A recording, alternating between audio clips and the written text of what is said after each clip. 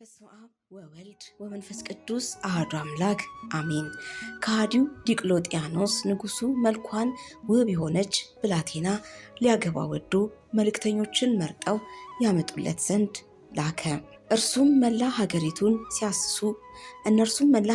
ሲያስሱ ቆይተው ሮሜ ውስጥ ባለ አንድ ገዳም ውስጥ ከሌሎች ደናግል ጋር ያገኟትን ቅድስት አርሴማ ሲያገኙ ስዕሏን ስለው ለንጉሱ ላኩለት።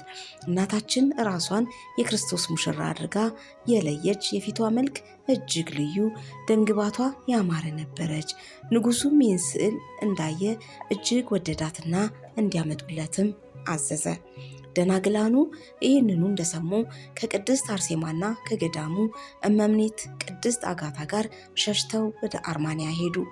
አካባቢው ንጉስ ድርጣድስ የሚገዛው ነበርና ከንጉሱ ዲቅሎጥያኖስ መልእክት ደርሶት ሲያስፈልጋት ከደናግሉ ጋር አገኛቸው። እርሱም በውበቷ በእጅጉ ተስቦ ይህችን ውብ ሴትማ ለራስ ነው እንጂ ለሌላ አሳልፎ መስጠት አይገባም ብሎ ለራሱ እዚያው አኖራት። ከደናግሉም ጋር ካሰራቸው በኋላ እናታችን ቅድስት አርሴማን በብዙ ሊያታልላት ሞከረ። እርሷ ግን በመንፈሳዊ ሕይወቷ ፍጹም ራሷን አሳልፋ የሰጠች፣ ራሷንም ለቸሩ አምላካችን ለኢየሱስ ክርስቶስ ሙሽራ ያደረገች ናትና ለሰማያዊ ሙሽርነቷ የታመነች ሆነች። ንጉሱም ደጋግሞ ቢሞክር አልሆነለት አለ። በኋላም እመምኔቷን እንድታባብላት ላካት። እመምኔቷ ግን አይዞሽ፣ እንዲህ ላለው ምድራዊ ኃላፊ ነገር እንዳትታለይ፣ ሰማያዊ ሙሽርነትሽንና ንጽህናሽን አጽኚ ብላ ይበልጥ አጸናቻት። ንጉሱም በግድ ይዟት ሊሄድ ቢል ኃይለ መንፈስ ቅዱስ አድሮባት ነበረና ያንን በጦር የጎለመሰ ሰውነት ያለውን ብርቱ ጦረኛ ከመሬት ፈጠፈጠችው። ንጉሱም አንዲት ትንሽ ወጣት እንደምን ጣለችኝ ብሎ እጅግ አፈረ። እጅግም ተቆጥቶ ቅድስት አርሴማን ስቃይዋን ሊያበዛባት ተነሳ። እርሷንም በደናግሉ ሁሉ ፊት አሰራትና በፊቷ አንድ ባንድ አንገታቸውን ቀላቸው። እርሷ ግን አይዟችሁ እያለች ታጽናናቸው ነበር። ይልቁንም ትሳቀቃለች ብሎ ባደረገው ነገር ቅዱሳኑ ሰማያዊ አክሊልን ሲቀበሉ ትመለከት ነበር። ይህንን ሲጨርስም አንቺንም እንደሌሎቹ ቶሎ አልገድልሽም ብሎ በብዙ መከራ እጅግ አሰቃያት። በመጀመሪያ ሁለቱን ጡቶቿን ቆረጠ። ቀጥሎም ሁለቱን ዓይኖቿን አወጣቸው። እርሷም እንዲህ ሳለች ንጽሕት ድንግል እመቤታችን ቅድስት ድንግል ማርያም ልዩ የብርሃን ዓይኖችን ሰጠቻት።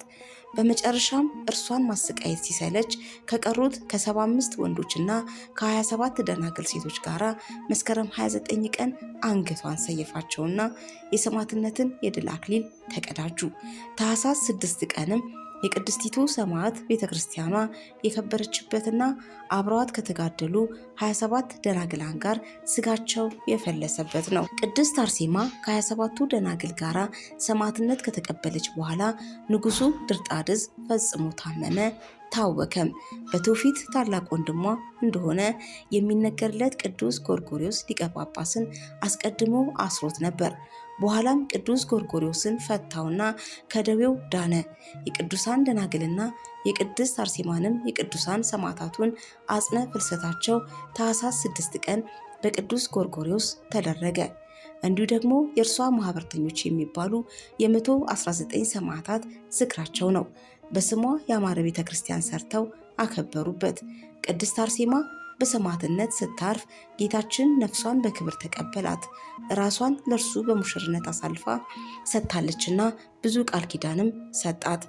በቃል ኪዳኗ የታመኑ ገዳማውያን ዘወትር አማልጅን ይሏታል። እኛንም በምልጇ ትራዳን። ወስብሐት ለእግዚአብሔር።